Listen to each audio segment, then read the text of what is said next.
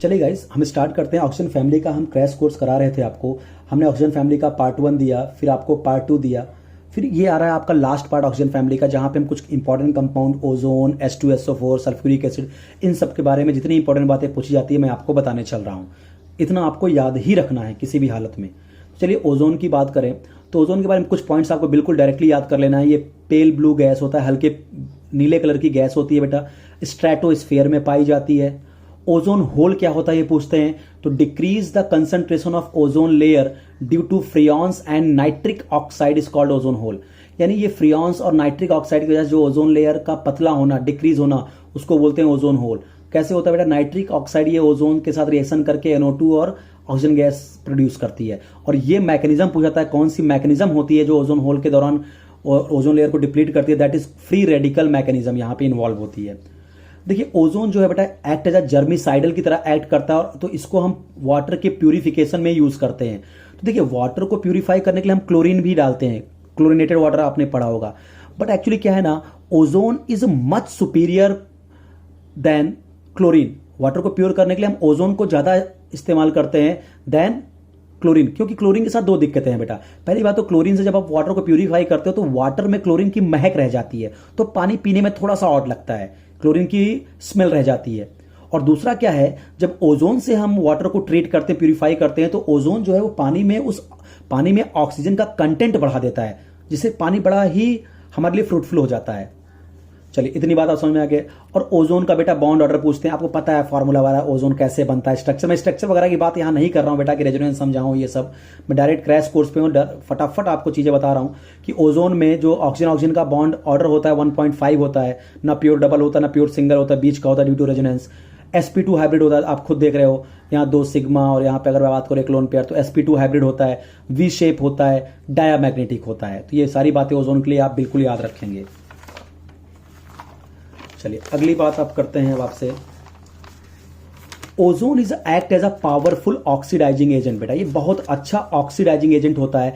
जैसे ये भी 8 सॉल्ट को 8 सॉल्ट में कन्वर्ट ऑक्सीडाइज कर लेता है, 8 सॉल्ट को 1 सॉल्ट में ऑक्सीडाइज कर लेगा। जैसे मान लो फेरस सल्फेट दिया तो फेरिक सल्फेट, कुछ ऐसा, ठीक है। और हैलाइड्स को हैलोजन में ऑक्सीडाइज कर देगा। बट ध्यान रखिएगा ये बहुत इंपॉर्टेंट है बेटा, ये मॉइस्ट I2 को HiO3 में ऑक्सीडाइज करता है। वेरी वेरी इंपॉर्टेंट, देखिए मैंने 3 स्टार लगा दिया यहाँ पे। मॉइस्ट I2 को ये HiO3 में ऑक्सीडाइज करता है। और अगर मैं इसका बोलूं जिसका जो ऑक्सीडाइजिंग नेचर होता है ड्यू टू नेसेंट ऑक्सीजन होता है, क्योंकि जब ओजोन को हम हीट करते हैं साथ में क्या होता है, जब किसी भी कंपाउंड को हम ओजोन के साथ लाते हैं तो क्या होता है बेटा, ऑक्सीजन गैस रिलीज होती है, साथ में नेसेंट ऑक्सीजन ओजोन रिलीज करता है। यही नेसेंट ऑक्सीजन उस कंपाउंड को, इन सब कंपाउंड को ऑक्सीडाइज कर देता है। तो oxidising nature due to nascent oxygen. But in 2 case oxygen gas is not release during oxidation. देखो जब भी ओजोन ऑक्सीडेशन करता है किसी भी का, तो क्या ऑक्सीजन गैस तो रिलीज करता है, और साथ ही ये नेसेंट ऑक्सीजन उस कंपाउंड को ऑक्सीडाइज कर देता है। बट 2 ही ऐसी जगह है जहां पे जब ओजोन ऑक्सीडेशन करता है तो ऑक्सीजन गैस रिलीज नहीं होती। बहुत इंपॉर्टेंट है, याद रखिएगा। जब वो SO2 का ऑक्सीडेशन करता है SO3 में, और जब SnCl2 का ऑक्सीडेशन करता है SnCl4 में। तो इन 2 जगह पे जब ऑक्सीडेशन करता है SO2 का और SnCl2 का, तो ओजोन ऑक्सीजन गैस को रिलीज नहीं करता। बहुत बहुत बहुत इंपॉर्टेंट है। अगला है बेटा टेलिंग ऑफ मरकरी, यानी टेलिंग ऑफ मरकरी भी करता है ओजोन, यानी मरकरी का भी ऑक्सीडेशन कर देता है ओजोन, उसको हम बोलते हैं टेलिंग ऑफ मरकरी। जब मरकरी को ये ऑक्सीडाइज करता है ओजोन तो क्या बनाता है, Hg2O, मर्क्यूरिक सब ऑक्साइड, और इसी को बोलते हैं टेलिंग ऑफ मरकरी। ये रिएक्शन बिल्कुल याद कर लीजिएगा, टेलिंग ऑफ मरकरी। मरकरी को भी ऑक्सीडाइज कर देता है ओजोन। कैसे ऑक्सीडाइज कर क्या बनाता है, मर्क्यूरी सब ऑक्साइड Hg2O, बिल्कुल फॉर्मूला याद रखिएगा।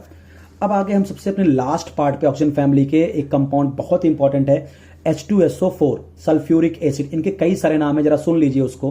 किंग ऑफ केमिकल्स भी बोलते हैं, टिकलिंग एजेंट भी होता है, ऑयल ऑफ विट्रियोल भी बोलते हैं। ऑयल ऑफ विट्रियोल क्यों बोलते हैं, क्योंकि बेटा इसको हम प्रोड्यूस करते हैं H2SO4 को ग्रीन विट्रियोल को हीट करके, इसे इसको ऑयल ऑफ विट्रियोल भी बोलते हैं। जैसे देखिए ग्रीन विट्रियोल क्या होता है, FeSO4.7H2O, इसको हम ग्रीन विट्रियोल बोलते हैं, ठीक है। जब इसको हम हीट करते हैं तो Fe2O3 बनता है, साथ में SO2 गैस बनती है, साथ में SO3 बनता है और वाटर बनता है। और आपको पता है SO3 और वाटर आपस में रिएक्ट करके क्या बना देते हैं, H2SO4।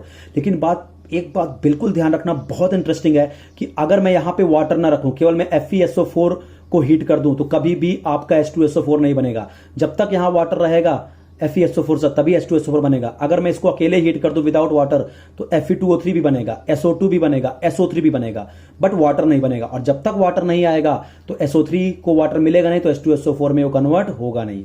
चलिए इनके फॉर्मेशन की बात कर लेते हैं बेटा, कैसे बनाया जाता है। तो मेनली दो प्रोसेस है, एक है लेड चैम्बर प्रोसेस, दूसरा है कॉन्टैक्ट प्रोसेस। दोनों प्रोसेस का नाम भी याद रखिए। डायरेक्ट क्वेश्चन पूछते हैं कि लेड चैम्बर प्रोसेस से किसका प्रिपरेशन इंडस्ट्रियली करते हैं। तो लेड चैम्बर प्रोसेस में देखिए हम SO2 गैस का यूज करते हैं, तो SO2 का रिएक्शन ऑक्सीजन से कराते हैं in the presence of water. और यहाँ पे कैटलिस्ट बहुत पूछते हैं कि लेड चैम्बर प्रोसेस का कैटलिस्ट क्या होता है, तो नाइट्रिक ऑक्साइड कैटलिस्ट होता है। बिल्कुल आप याद रखेंगे, लेड चैम्बर प्रोसेस का कैटलिस्ट क्या होता है, नाइट्रिक ऑक्साइड। तो होता बड़ा सिंपल सा रिएक्शन है बेटा, SO2 और O2 है और वाटर है, ये दोनों मिलकर SO3 बनाएंगे, SO3 पानी में घुल के H2SO4 बना देगा। रिएक्शन में दम नहीं है। आप देखिए लेड चैम्बर प्रोसेस का स्टार्टमेंट होता है SO2 के साथ, कैटलिस्ट क्या होता है NO, ये याद रखिए। कॉन्टैक्ट प्रोसेस का कैटलिस्ट पर याद रखिए V2O5, वेनेडियम पेंटाऑक्साइड, ये कैटलिस्ट होता है कॉन्टैक्ट प्रोसेस का। अब आइए प्रॉपर्टीज ऑफ H2SO4। देखिए पहला, ये हाईली बॉइलिंग विस्कस लिक्विड है, बहुत ज्यादा विस्कस होता है। ठीक है, क्यों? Due to intermolecular hydrogen bonding. H2SO4 में बहुत ज्यादा हाइड्रोजन बॉन्डिंग होती है, इसलिए बहुत विस्कस होता है और हाईली बॉइलिंग होता है। ठीक है, बहुत ज्यादा बॉइलिंग पॉइंट होता है इसका। जब कोई भी मेटल बेटा, जब डाइल्यूट नाइट, अभी देखो मैं मेटल भी स्पेसिफाई करूंगा कौन सा मेटल। जब कोई भी मेटल जो इलेक्ट्रोकेमिकल सीरीज में हाइड्रोजन के ऊपर है, ध्यान रखना, हाइड्रोजन के नीचे वाले मेटल की बात नहीं कर रहा हूं। हाइड्रोजन नीचे कौन होता है, मैंने इलेक्ट्रोकेमिकल सीरीज में बताया था, चप्पा चप्पा, CHAPA, copper, mercury, copper, CHA, mercury, CHA, AG, PT, AU, ये सब जो कॉपर के नीचे है ना, जो सॉरी हाइड्रोजन के नीचे जो मेटल है, वो कभी भी डाइल्यूट H2SO4 के साथ रिएक्शन करके हाइड्रोजन गैस रिलीज नहीं करते। ठीक है, लेकिन जो इलेक्ट्रोकेमिकल सीरीज के ऊपर जितने, भाई आप चप्पा चप्पा को छोड़ दो बस, चप्पा चप्पा का मतलब क्या, copper, Hg, Ag, Au, PT, ये सब जो मेटल्स है ना, ये डाइल्यूट H2SO4 के साथ रिएक्शन करके हाइड्रोजन गैस नहीं रिलीज करते। उसमें भी अगर बोलूं ना, ये जो Ag और ये Au और PT है, ये तो नोबल मेटल है, ये तो क्या डाइल्यूट, क्या ये तो कंसंट्रेटेड H2SO4 में भी नहीं घुलता। इसको, इसके लिए तो हमको एक्वा रेजिया ही तैयार करना पड़ेगा। तो मेनली ये तीन याद रखिए, कॉपर, सिल्वर और मर्क्यूरी। तो ये सब क्या है आपका बेटा, जो भी मेटल इलेक्ट्रोकेमिकल सीरीज में हाइड्रोजन के ऊपर है, जब वो डाइल्यूट H2 किसी भी डाइल्यूट एसिड के साथ रिएक्शन करती हैं, तो पहले वो अपना कोई कंपाउंड बनाएंगे जिसमें मेटल का कुछ ना कुछ ऑक्सीजन स्टेट होगा, और साथ में हाइड्रोजन गैस रिलीज करेंगी। कितने मोल हाइड्रोजन गैस रिलीज करेंगे उसका ट्रिक याद कर लो, कि जो भी कंपाउंड बना है डाइल्यूट एसिड के साथ रिएक्शन करने के बाद, उसमें जो मेटल का जो ऑक्सीडेशन स्टेट है, मान लो ऑक्सीजन स्टेट है X, तो X/2 मोल हाइड्रोजन गैस रिलीज होगी। जो भी ऑक्सीजन स्टेट आएगा उसका आधा हाइड्रोजन गैस रिलीज होगी। जैसे फॉर एग्जांपल जिंक H2SO4 के साथ रिएक्शन किया डाइल्यूट के साथ, क्या बनाया, ZnSO4 प्लस H2। अब देखिए जिंक का ऑक्सीजन स्टेट क्या है, +2, यानी X से +2, तो हाइड्रोजन कितना आएगा, +2/2, X/2 यानी 1, 1 मोल हाइड्रोजन रिलीज किया। अब देखिए copper dilute H2SO4, copper reaction ही नहीं करेगा क्योंकि ये इलेक्ट्रोकेमिकल सीरीज में हाइड्रोजन के नीचे है। देखो बेटा रीजन पे आ जाऊं तो रीजन भी बहुत डिटेल में बता सकता हूं इसका, आपको मैंने इलेक्ट्रोकेमिकल सीरीज बताया, बट क्रैश कोर्स में थोड़ा मैं बचना चाहता हूं, डायरेक्ट आपको चीजें याद करा रहा हूं। और नॉर्मली आप देखोगे ना कि आपको पता है कि इलेक्ट्रोकेमिकल सीरीज में जो नीचे एलिमेंट होते हैं उनका स्टैंडर्ड रिडक्शन पोटेंशियल ज्यादा होता है, ऊपर वाले का कम होता है। तो ऊपर वाला जो होता है वो क्या होता है, हमेशा ऑक्सीडाइज, नीचे वाला हमेशा क्या होता है, रिड्यूस। तो आपको पता है जिंक ऊपर है, हाइड्रोजन नीचे है, तो यहां देखिए हाइड्रोजन +1 है, तो जिंक यहां +2, हाइड्रोजन 0, तो नीचे जो एलिमेंट होता है वो हमेशा उसका SRP ज्यादा होता है। तो हाइड्रोजन जिंक से नीचे है तो उसका SRP ज्यादा है, तो +1 से 0 ही जाएगा, इसलिए रिड्यूस हुआ और हाइड्रोजन गैस रिलीज किया। बातें बहुत डिटेल में हो सकती है, बट अभी आपको मैं जो ट्रिक बता रहा हूं वो आप ट्रिक याद रखिए, कि कोई भी मेटल जो होता है जो इलेक्ट्रोकेमिकल सीरीज में हाइड्रोजन के ऊपर है, वो डाइल्यूट H2SO4 किसी भी डाइल्यूट एसिड का रिएक्शन करके हाइड्रोजन गैस रिलीज करता है। उसका भी मैं फॉर्मूला भी बता रहा हूं कि मोल का फॉर्मूला क्या होगा, कितने मोल हाइड्रोजन गैस, जितना उस मेटल का ऑक्सीजन स्टेट होगा that is oxygen state by 2 मोल क्या होगा, हाइड्रोजन गैस रिलीज करेगा। तो ये याद रखिएगा, चप्पा चप्पा, कॉपर, सिल्वर, गोल्ड, ये सब ना तो ये डाइल्यूट से रिएक्शन करके हाइड्रोजन गैस रिलीज नहीं करता। इवन गोल्ड और प्लेटिनम की बात करूं, ये तो कंसंट्रेटेड से भी रिएक्शन नहीं करता, इसको तो एक्वारेजिया में घोलना पड़ता है। चलिए अब बात करते हैं कंसंट्रेटेड H2SO4 की। तो कंसंट्रेटेड H2SO4 बेटा बहुत अच्छा ऑक्सीडाइजिंग एजेंट होता है, और मोस्टली जितने भी मेटल्स होते हैं ना, सब कंसंट्रेटेड H2SO4 के साथ रिएक्शन करके, ठीक है, ऑक्सीडाइज हो जाते हैं, एक्सेप्ट गोल्ड एंड प्लेटिनम। उसके लिए हमको एक्वारेजिया तैयार करना पड़ता है। बाकी सारे चाहे हाइड्रोजन के ऊपर हो चाहे हाइड्रोजन के नीचे हो, कंसंट्रेटेड H2SO4 के साथ तो सब रिएक्शन करते हैं, कॉपर भी रिएक्शन करेगा, सिल्वर भी करेगा, मर्क्यूरी भी करेगा। हाँ, बस गोल्ड और प्लेटिनम को बचा के रखना बस। यानी कंसंट्रेटेड H2SO4 के साथ सब रिएक्शन करते हैं, चाहे वो इलेक्ट्रोकेमिकल सीरीज के ऊपर हो चाहे नीचे, एक्सेप्ट गोल्ड एंड प्लेटिनम। इनके लिए तो एक्वा रेजिया ही फिक्स है। आइए, तो ये बहुत अच्छे ऑक्सीडाइजिंग एजेंट होते हैं कंसंट्रेटेड H2SO4। और जब H2SO4 को हम हीट करते बेटा तो H2O plus SO2 gas plus nascent oxygen, और यही नेसेंट ऑक्सीजन किसी भी मेटल को ऑक्सीडाइज कर देता है, किसी भी कंपाउंड को ऑक्सीडाइज कर देता है कंसंट्रेटेड H2SO4। ठीक है, तो अब देखिए जैसे मैं बोलूं जिंक या कॉपर ले ले, देखो जिंक क्या है, इलेक्ट्रोकेमिकल सीरीज में हाइड्रोजन से ऊपर, कॉपर क्या है नीचे, बट देखिए दोनों रिएक्शन कर रहे हैं H2SO4 से। क्या क्या बनेगा, पहले तो भाई मेटल सल्फेट तो बनेगा ही बनेगा, दोनों का मेटल सल्फेट बना, साथ में क्या बनेगा, पानी बनेगा, साथ में क्या बनेगा, SO2 बनेगा। तो SO2 गैस रिलीज हुई, वाटर, देखिए सबको चाहे ऊपर हो चाहे नीचे, दोनों को ऑक्सीडाइज कर दिया। देखिए HBr को H2SO4 ऑक्सीडाइज कर दिया ब्रोमीन में, भाई HBr में ब्रोमीन -1 है, यहां पे हो गया 0। HI को ऑक्सीडाइज कर दिया आयोडीन में, किसी भी हाइड्रोजन हैलाइड को ये ऑक्सीडाइज कर ले जाते हैं हैलोजन में, एक्सेप्ट फ्लोरीन और क्लोरीन। बहुत इंपॉर्टेंट है बेटा, ये HCl और HF को ऑक्सीडाइज नहीं कर पाते, ध्यान रखिएगा।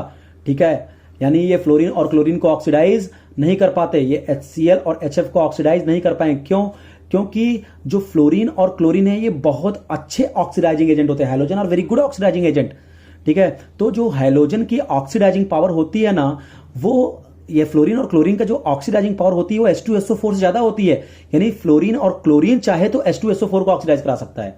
तो ध्यान रखिए, ये फ्लोरीन और क्लोरीन को ऑक्सीडाइज H2SO4 नहीं करा सकते, बहुत इंपॉर्टेंट पॉइंट है। तो अगर मैं ऑक्सीडाइजिंग पावर का ऑर्डर बताऊं तो सबसे ऑक्सीजन पावर किसका, फ्लोरीन का, फिर क्लोरीन का, फिर H2SO4, फिर ब्रोमीन, फिर आयोडीन। ध्यान रखेंगे इस बात को, यानी HCl और HF को ऑक्सीडाइज नहीं करा पाएगा।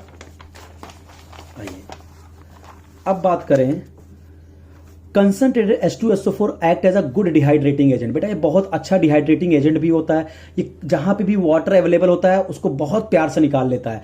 जैसे देखिए, और ये रिएक्शन देखो, जैसे मान लो H2SO4 है, ठीक है, तो क्या होता है, ये वाटर को जब कहीं से भी वाटर को निकाल लेगा तो क्या ये रिएक्शन बड़ी एक्सोथर्मिक होती है, इसका जो डिहाइड्रेशन एक्शन होता है बहुत एक्सोथर्मिक होती है। जब H2SO4 कहीं से वाटर निकालता है तो बहुत ह्यूज अमाउंट में हीट रिलीज होती है। इसलिए बोला जाता है कि हम कभी भी H2SO4 में वाटर ऐड नहीं करते, हम वाटर में H2SO4 धीरे धीरे मिलाते हैं।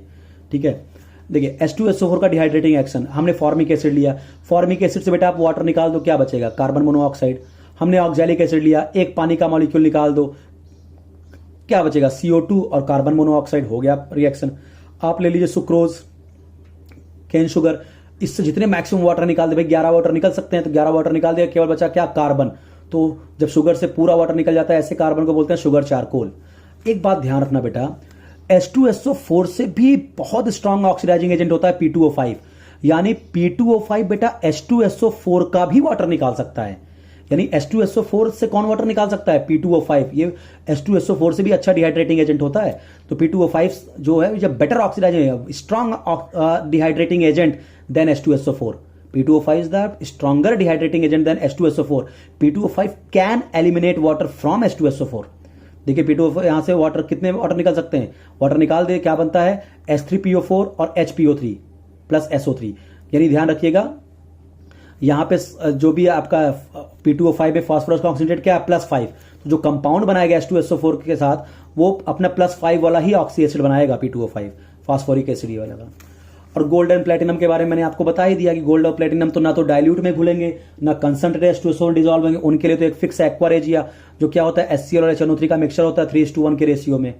अगला देखिए, एक और इंपॉर्टेंट पॉइंट है बेटा, बिल्कुल बस खत्म ही होने वाला है, कि जो बेरियम और लेड के जो सॉल्ट होते हैं बेटा, जब उनका चाहे मैं डाइल्यूट H2SO4 से रिएक्शन कराऊं चाहे कंसंट्रेटेड से कराऊं, क्योंकि दोनों के दोनों क्या है, हाइड्रोजन के ऊपर ही है, तो चाहे डाइल्यूट से कराओ या कंसंट्रेटेड से कराओ, भाई डाइल्यूट से कराओगे तो पहले तो अपना मेटल सॉल्ट साथ में हाइड्रोजन गैस देगा, और अगर कंसंट्रेटेड से कराओगे तो मेटल सॉल्ट तो बनाएगा, साथ में SO2 गैस और वाटर देगा। हमने पहले ही बता दिया कि जब डाइल्यूट एसिड रिएक्शन करता है तो क्या बनाता है, अपना मेटल सॉल्ट और हाइड्रोजन गैस, और अगर कंसंट्रेटेड से करता है तो metal salt plus SO2 gas और वाटर। तो ये सब प्रोडक्ट तुमको याद है, बट ध्यान रखना ये दोनों के दोनों हाइड्रोजन के ऊपर है। तो डाइल्यूट से भी रिएक्शन किया हाइड्रोजन गैस, और कंसंट्रेटेड से किया मेटल सॉल्ट और SO2 गैस, रिएक्शन तो होती है, बट बेटा थोड़ी ही देर बाद ये रिएक्शन अपने आप ही क्या स्टॉप हो जाती है। इसलिए ऑलमोस्ट कभी कभी ऐसा भी ऑप्शन बना देते हैं ना कि which do not react with H2SO4। तो भले ये हाइड्रोजन के ऊपर है, बट कभी कभी ये भी ऑप्शन आ जाता है कि ये भी थोड़ी शुरुआत में रिएक्शन होगी, बट थोड़ी देर बाद ये रिएक्शन रुक जाएगी, क्योंकि जो बेरियम सल्फेट और जो लेड सल्फेट होता है ना बेटा, ये वाटर में इनसॉल्युबल होता है, तो फर्दर रिएक्शन स्टॉप हो जाती है, प्रेसिपिटेट बन जाता है। ठीक है, तो कंसंट्रेटेड H2SO4 का कुछ नॉन मेटल के साथ रिएक्शन देख लो। कार्बन को बेटा ये ऑक्सीडाइज कर देता है कार्बन डाइऑक्साइड में, सल्फर को सल्फर डाइऑक्साइड में, और फास्फोरस को P4O10 फास्फोरस ऑक्साइड में। ठीक है, ध्यान रखिए 3 रिएक्शन। जैसे देखो एक क्वेश्चन आया था नीट में, विच metal react with concentrated H2SO4। आपको पता है कंसंट्रेटेड H2SO4 से रिएक्ट करते हैं हाइड्रोजन के नीचे वाले, डाइल्यूट से कौन करते हैं भाई, कंसंट्रेटेड से हाइड्रोजन के नीचे वाले भी रिएक्ट करेंगे, ऊपर वाले भी करेंगे। डाइल्यूट से केवल हाइड्रोजन के ऊपर वाले करते थे, तो चाहे हाइड्रोजन के ऊपर हो या हाइड्रोजन के नीचे हो, वो सब कंसंट्रेटेड H2SO4 से रिएक्शन करेंगे, except gold and platinum, except gold and platinum.